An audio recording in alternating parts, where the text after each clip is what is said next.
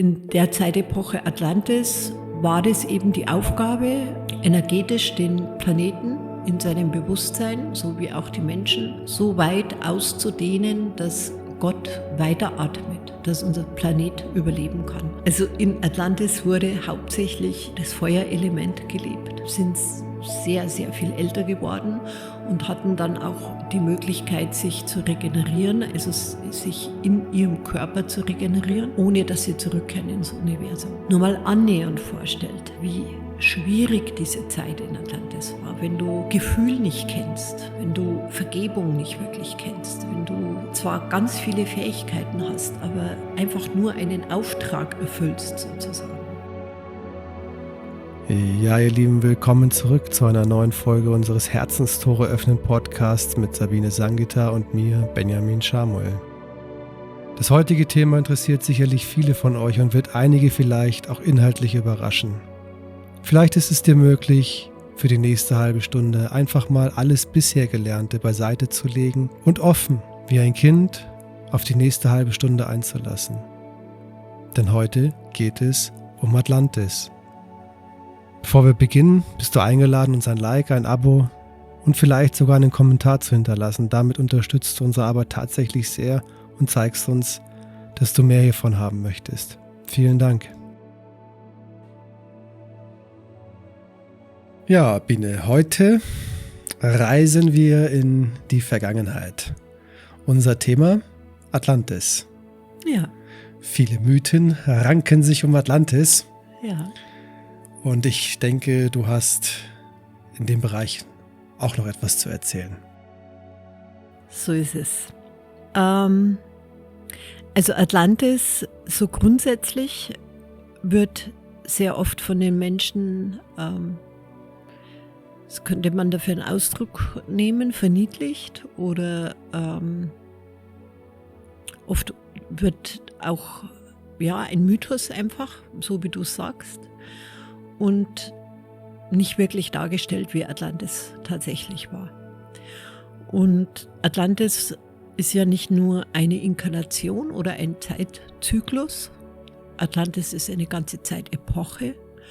Also das bedeutet, dass es Atlantis auch öfters gegeben hat und in mehreren Zeitzyklen und in noch mehr Inkarnationen. Gut, die meisten Menschen gehen ja davon aus, wenn man an Atlantis denkt, denken sie an einen Kontinent eben, ne? Das ist es eben nicht. Es ist eine Zeitepoche. Eine Zeitepoche. Genau. Mit viel atlantischer Energie.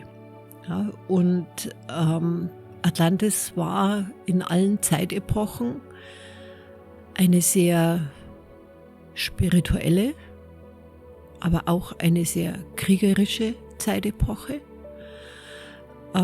Oftmals haben die Menschen auch Schwierigkeiten, spirituell und kriegerisch zusammenzubringen.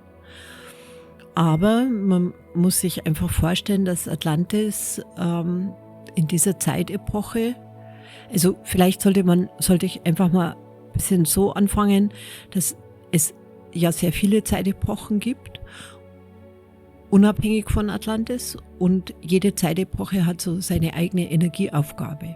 Ja? Und diese Zeitepoche von Atlantis hatte die Energieaufgabe, den Planeten energetisch mit dem Menschen so weit auszudehnen, dass unser Planet weiterleben kann. Also dass Gott nicht einatmet. Dazu muss man wissen, wenn man jetzt, was bedeutet es, wenn Gott einatmet? Also Gott zirkuliert, ist eingebettet in einer Mehrkörper, und diese Zirkulation mit Zusammenziehen und Ausdehnung nennt man Gottes Atem. Und wenn Gott in der Zirkulation einatmet und nicht mehr ausatmet, würde alles Leben in sich zusammensacken. Also dann gäbe es kein Leben, gar kein Leben mehr.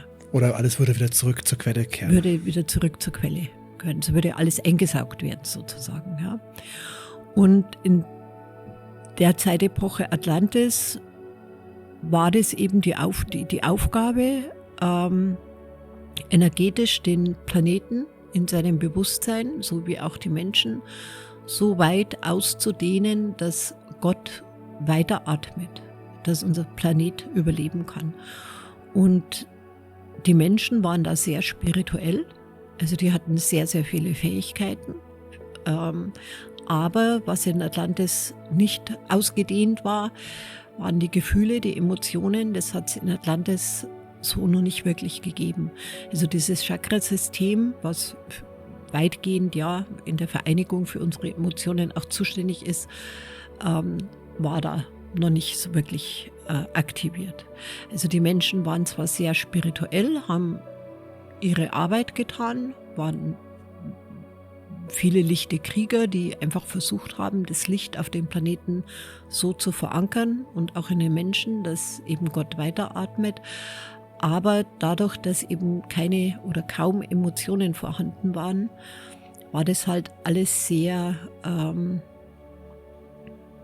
sehr hart, also sehr, sehr geprägt von kriegerisches Verhalten im Sinne von für das Licht wirken. Also da war jetzt nicht so diese menschliche Liebe oder Vergebung, das kam alles erst später. Und das war für die Menschen und auch für den Planeten überaus anstrengend, weil die dort auch sehr viel länger gelebt haben. Also die sind sehr, sehr viel älter geworden und hatten dann auch die Möglichkeit, sich zu regenerieren, also sich in ihrem Körper zu regenerieren, ohne dass sie zurückkehren ins Universum. Und das hat das Ganze noch anstrengender gemacht. Und bei ihrem Bemühen, dieses Licht auf diesem Planeten zu verteilen, mussten sie natürlich gegen diese dunklen Kräfte oder diese Dunkelheit, oder wie man es auch immer bezeichnen möchte, oder Schatten oder was man da halt dazu sagt, mussten sie halt bekämpfen. Und das haben die Menschen in Atlantis, die fürs Licht eingestanden sind, auch getan. Und kannst du dieses Bekämpfen noch etwas bildlicher erklären? Also wenn man jetzt, also dann weiß nicht, ob es zu kompliziert wird, also die Menschen neigen ja dazu, dass man das, was man kennt, sehr oft projiziert auf das, was man nicht kennt. Also dieses Zeitalter, was wir jetzt leben, wird oft projiziert auf atlantische Zeiten. Und das stimmt halt nicht. Also diese atlantischen Zeitepochen, die waren völlig anders. Und natürlich hat es auch in diesen atlantischen Zeitepochen Gottes Gedanken gegeben und Gottes Liebe, die in diesen Wirklichkeitsfeldern, also in den, könnte man auch sagen, damals hat man Kristallbibliotheken gesagt, also wo die eingebettet worden sind. Und auf der anderen Seite war aber die Dualität und die Menschen noch sehr viel dunkler und sehr viel härter. Und diese Menschen haben versucht, in diese Felder zu kommen. In die lichten Felder? In die lichten Felder zu kommen, um die zu zerstören. Also die hatten auch die Macht, also da waren ganz andere Fähigkeiten. Die hätten auch die Macht gehabt, also sie hätten nicht Gottes Gedanke zerstören können, aber sie hätten vieles in diesen Wirklichkeitsfeldern zerstören können. Und die lichten Krieger haben versucht, das zu bekämpfen. Und so sind eben Kämpfe entstanden, die sehr massiv waren. Und dann war es dann auch noch so, was ich auch sehr bezeichnend finde, dass dadurch, dass die Emotion auch nicht so ausgeprägt war oder so gut wie kaum vorhanden war, diese lichten Krieger auch nicht lange gefragt haben, wenn sie sozusagen gemerkt haben, Menschen in dieses Licht oder in diese Weisheit zu führen, dass es wichtig ist, auf dem Planeten für das Licht zu sein, dann haben die jetzt nicht so wie in unserem Zeitalter, wo man mit viel Worten und viel Geduld und mit viel Vertrauen arbeitet und mit Überzeugungskraft. Und oft auch Zurückhaltung. Zurückhaltung, das war halt da nicht, die haben halt dann einfach getan. Und es war wirklich schwierig, weil auch diese Zeitepoche sehr, sehr geprägt war von Männlichkeit, also von männlichen Energien. Da hat einfach die weibliche Energie, die war sehr zurückgenommen, hat sich zurückgenommen. Und auch das hat diesen Kriegern gefehlt. Also diese Sanftheit. Also das haben die kaum erfahren.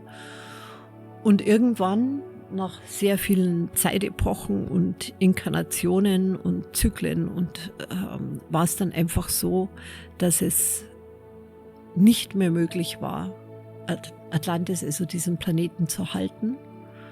Und sie wussten einfach, sie schaffen das nicht, die Energie so auszudehnen, wie es notwendig war. Und dann gab es aber, ich sage jetzt einfach mal unter euch, so Krieger und Menschen, die so voller Weisheit waren, obwohl sie eigentlich gar nicht wussten, was sie getan haben. Die haben sich dann niedergekniet und haben angefangen zu beten. Die haben Gott gebeten, dem Planeten noch eine Chance zu geben. Also nicht einzuatmen, den Planeten nicht wegzunehmen. Und das hat funktioniert. Und dann gab es eben nachfolgend noch sehr viele Inkarnationen und Zeitzyklen in Atlantis, wo eben alles besser wurde. Wo die Menschen dann erstmal auch gespürt und zusammengeführt worden sind mit Emotionen und Gefühl und mit weiblicher Energie. Also da hat sich das dann erst so wirklich gebildet, dass ein Mensch auch beide Energien in sich tragen kann. Und dass diese Energien auch sich miteinander verbinden können. Aber das war noch in atlantischen Zeitepochen? In atlantische Zeitepochen. Also das wurde dann in den nachfolgenden Zyklen, wurde das sozusagen gelebt. Immer mehr zu dem, was Gefühl bedeutet, was Emotion bedeutet, was die Verschiedenheit der männlichen und weiblichen Energie in dir bedeutet, was das Chakrasystem bedeutet. Ging es weniger dann um diese spirituellen Fähigkeiten, sondern eher um das, was eben die Emotion ausmacht. Und das wurde in ganz, ganz vielen Zeitzyklen in Atlantis dann gelernt, gelebt und ausgedehnt. Und also das muss man sich mal vorstellen, es ist jetzt alles sehr verkürzt, ja? Da könnte man Stunden drüber erzählen, aber das geht bei einem Podcast ja auch nicht. Aber wenn man sich mal vorstellt, nur mal annähernd vorstellt, wie schwierig diese Zeit in Atlantis war, wenn du Gefühl nicht kennst, wenn du Vergebung nicht wirklich kennst, wenn du zwar ganz viele Fähigkeiten hast, aber einfach nur einen Auftrag erfüllst sozusagen. Und dann gibt es Menschen, die sich niederknien und beten. Und das funktioniert, um einen Planeten sozusagen zu retten in dieser Zeit. Das macht ja was. Das hat ja Folgen. Und dadurch wurde etwas in Gang gesetzt, was eben sich durch alle Inkarnationen gezogen hat. Bis heute. Diese Ausprägung des Vertrauens in dir selbst, in dein Gefühl, in die Emotion,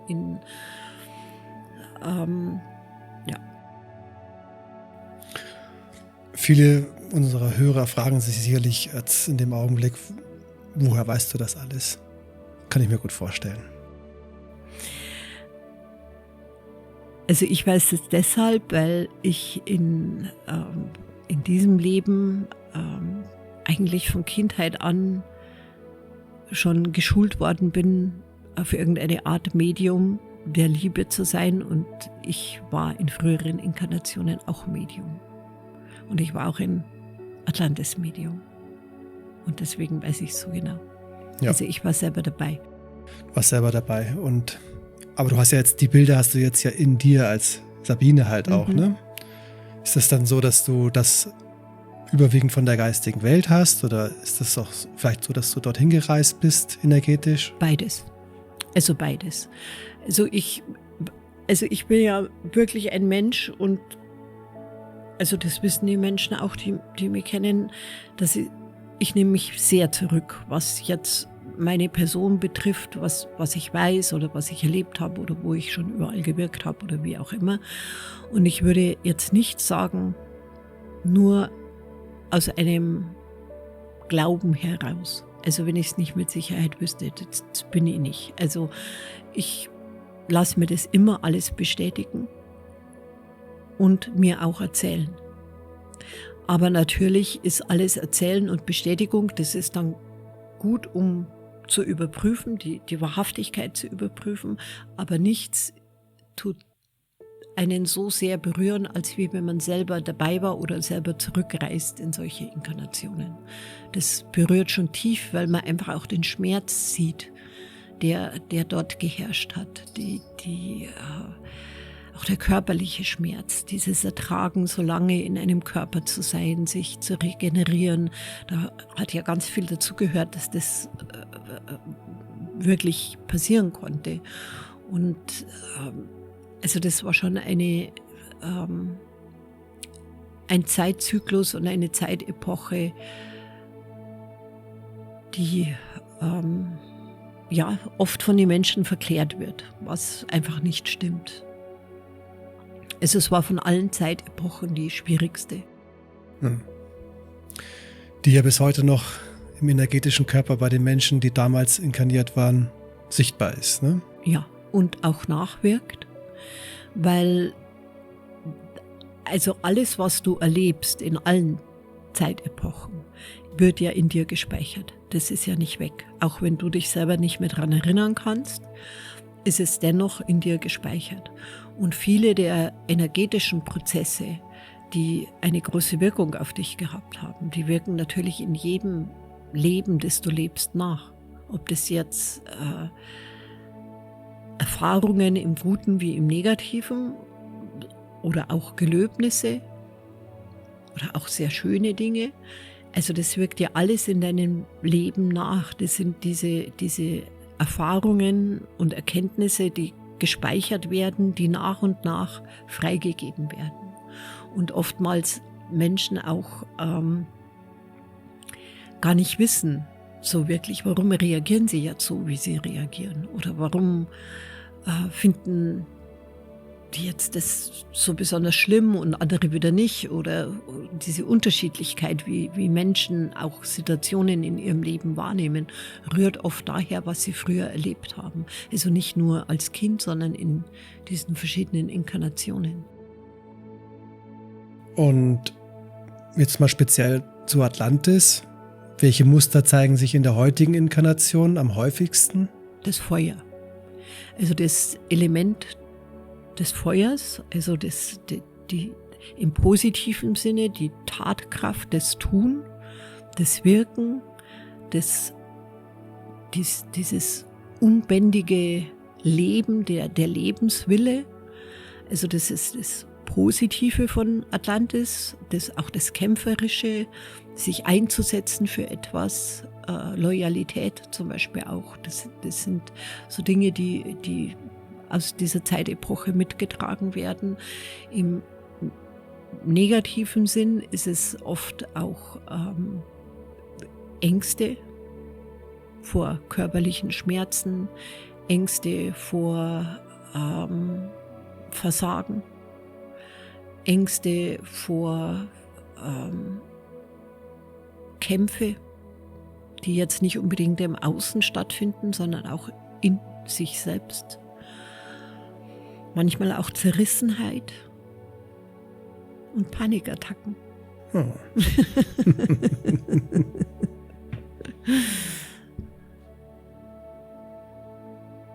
Also in Atlantis wurde hauptsächlich also das Feuerelement gelebt. Und es ist ja auch bei den Elementen so, dass alles im Leben hat immer zwei Seiten. Also das Positive und auch die Schattenseite. Das ist in uns verankert, auch wir leben das. Also, und das ist einfach so. Und ein Element trägt natürlich auch, also Feuer kann etwas anzünden, etwas Wärme geben, etwas Leben retten, etwas Gutes sein, und Feuer kann zerstören. Ja, ein selbst auch ausbrennen. Es ist einfach, je nachdem, was du in Atlantis erlebt hast und wie du in den darauffolgenden zig Zeitzyklen damit umgegangen bist. Hat auch eine große Bedeutung. Es gibt in jeder also in jeder Zeitepoche, gibt es ein Zyklus, der ausschlaggebend ist, also der Hauptzyklus.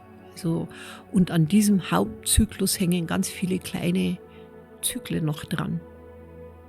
Das ist vielleicht schwer zu verstehen, aber eine Zeitepoche wiederholt sich auch öfters.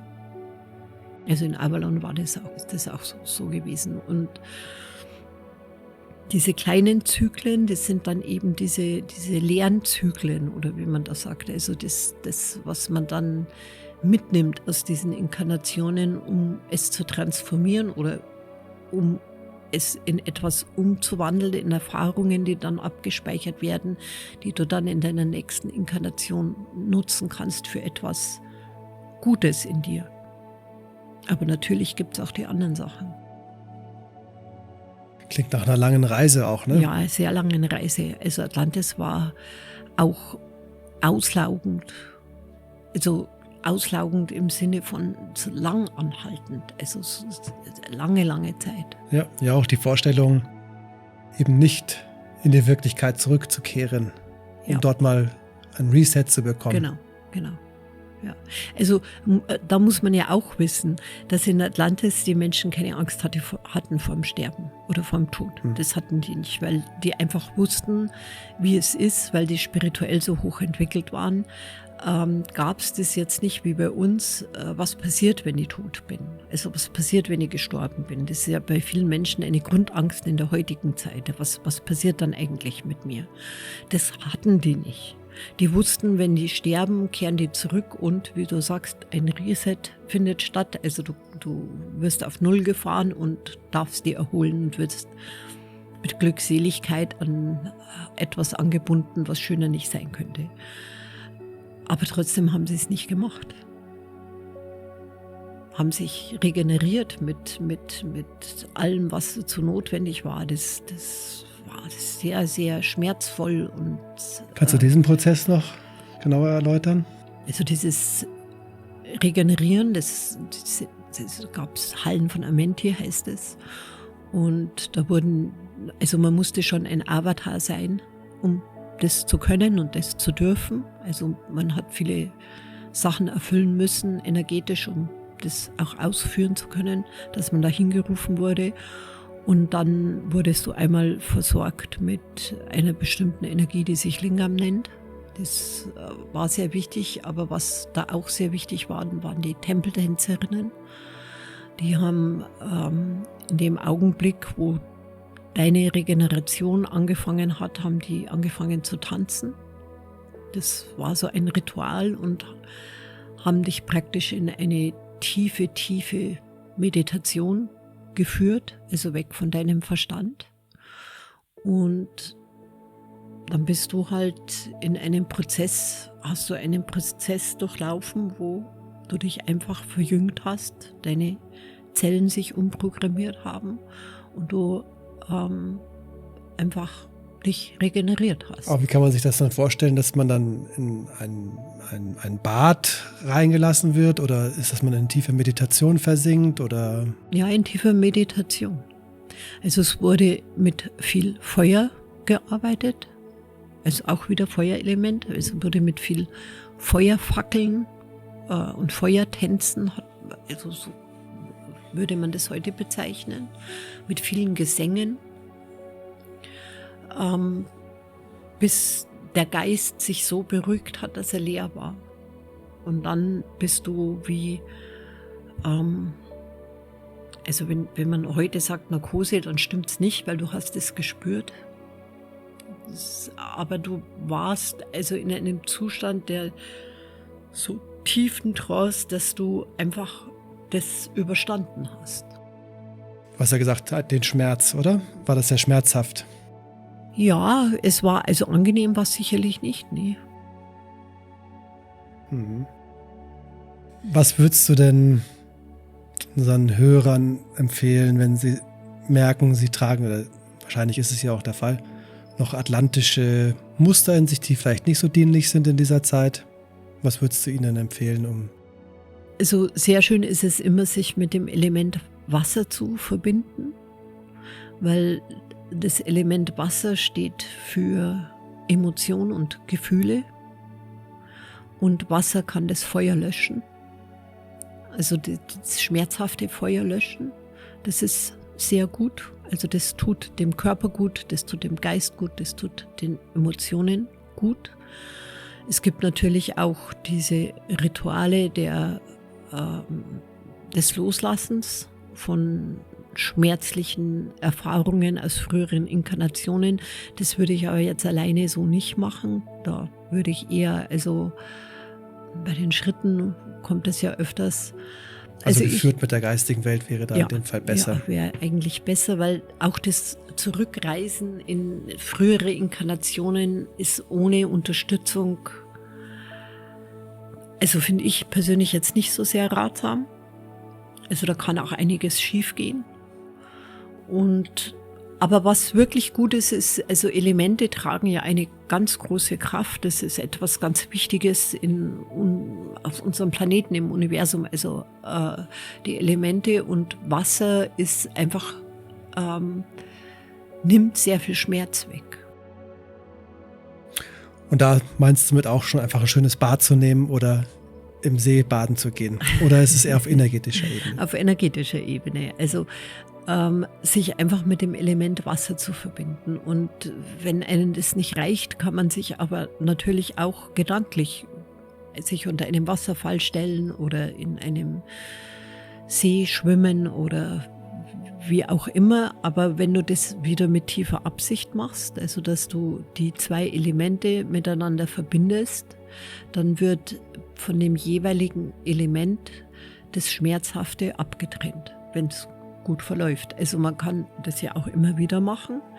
Und also es wird jetzt nicht das ganze Feuerelement weggenommen, das wäre auch schlecht, weil es gibt ja auch sehr viel Positives. Und die zwei Elemente, die verbinden sich sehr gut miteinander. Also das wäre jetzt etwas, was ich empfehlen würde. Super. Zum Abschluss, habe ich noch irgendwas vergessen, was du vielleicht noch erwähnen möchtest? Also ich würde jetzt mal sagen, dass das Jahr sowieso sehr kurz gehalten war. Atlantis ist so viel mehr als wie jetzt, was da in Kürze erzählt wurde. Ich glaube oder ich weiß, dass einfach jede Zeitepoche wichtig war, sie zu erleben und durchzuleben und auch durchzuhalten. Deswegen sind wir heute alle hier. Und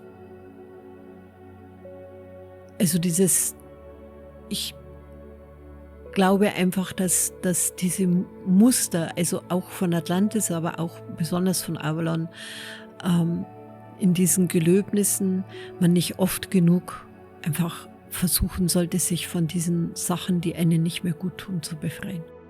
Soweit halt möglich, ne? Es ist möglich, wenn man es immer macht. Ja. Aber es ist halt wie bei so vielen anderen Dingen auch im Leben, man muss halt dranbleiben. Ja. Schön. Ja, vielen Dank für heute. Ja, gerne, Benni. Beim nächsten Mal gehen wir dann in die Zeitepoche Nyros. Ja, sehr spannende Zeitepoche auch. Also dann, danke. Gerne. Ja, ihr Lieben, das war's für heute schon wieder. Falls noch nicht geschehen, hast du jetzt nochmal die Möglichkeit, dein Like und dein Abo dazulassen. Oder vielleicht fällt dir sogar noch jemand ein, den dieses Thema genauso brennend interessiert wie dich, dann teile es doch. Und möchtest du noch mehr zu diesem Thema erfahren, dann wirst du in Sangitas Büchern sicherlich fündig. Den Link dazu findest du in der Info. Ich wünsche dir eine licht- und wundervolle Zeit, dein Benjamin Schamuel.